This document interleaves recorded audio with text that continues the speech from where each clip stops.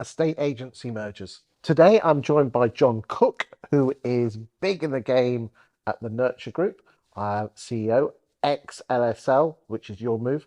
And I'm also joined by Damon Bullimore, who is CTO, Chief Technology Officer of Nurtur Group. Jon, you are a very well thought of person in the industry. Um, there seems to be an awful lot of firms merging at the moment in estate agency. Why is that? Talk to me. Consolidation.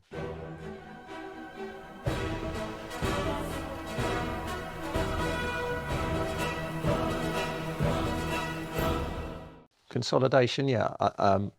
There is consolidation in the industry. There has been for a number of years, and it's likely to continue. Predominantly around lettings.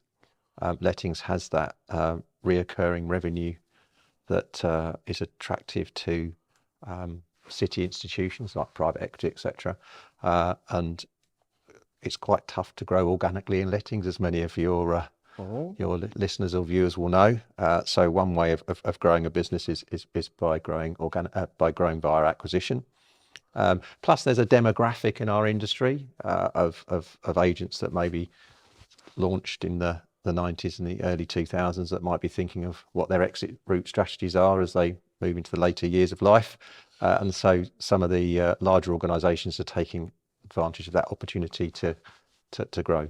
I mean, we had last year, we had Douglas and Gordon sell their lettings business to Foxtons, leaving the estate agency side with James Evans, and we all know basically what happened there.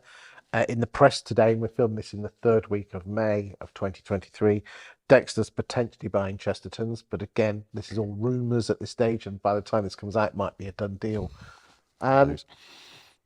Do you think a lot of this is being fueled by private equity? Because the money's not cheap at the moment, is it?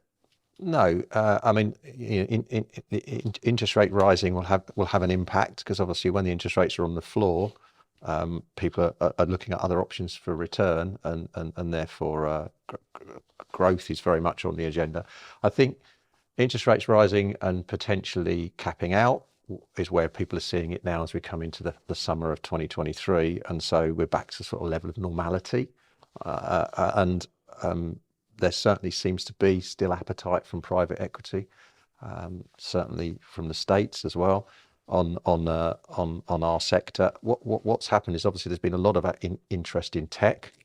Damon can perhaps speak a bit about tech acquisitions, etc., and that focus on reoccurring revenue, and that has filtered down to lettings as being a very strong reoccurring revenue and a way of looking at forward earnings and the value of the security of those forward earnings. I mean, you guys in Nurtur Group are backed by, is it Tosca? Tosca Group. Yep. Yeah, so again, they're seeing in essence, they're seeing your recurring income in terms of the products that you sell, and it's the same with letting agents that people are buying. Is that what you're saying? That they see letting agents as a great recurring income? Yeah. Therefore, giving some money. Dexter's up. I don't know who. Can't remember who's behind Dexter's, but they've got some money behind them. Yeah, Oakley private equity, I think, is behind Dexter's. Yeah, so I mean, Dexter's have grown. It's a great business, a great example of how you can successfully grow by organic and by acquisition. I mean, the big boys that were originally had their big checkbooks out were the likes of Countrywide and Connells, and LSL. But then LSL have now just decided to go franchise everything. We'll go and do a separate video on that. Do you think there's going to be more consolidation, more at town by town level? Yes, I think it's quite interesting. You do also see quite a lot of smaller companies coming together and merging their operations. It's often reported on some of the industry blogs, and I think that's just that it's not easy running an estate agency business. There's lots of legislation challenges. Challenges.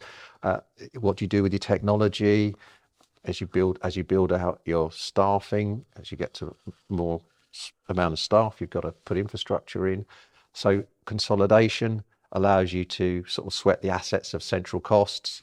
Allows you to build out, allows you to take opportunity of more interesting technology. So you've got two things happening in the industry. You've got consolidation making bigger organisations, then you've also got a raft of small sort of one-man band businesses coming in as well.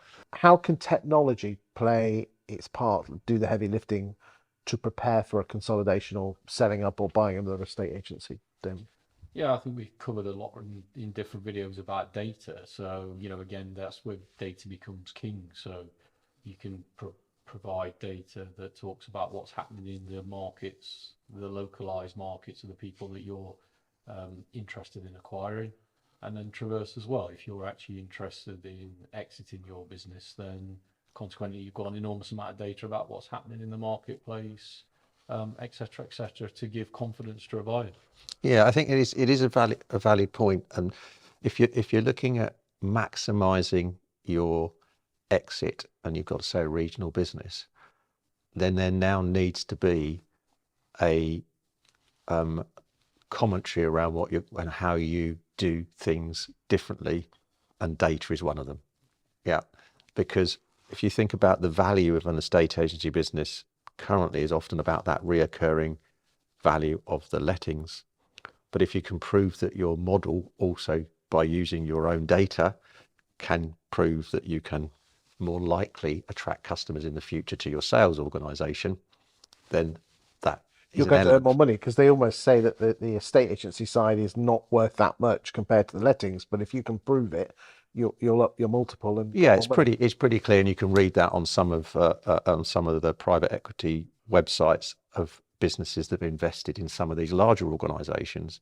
That the digitalisation of the industry is one of the reasons why they've backed some of these businesses. Interesting times ahead. Thank you for your insight, gentlemen. Thanks, Thank you. Chris.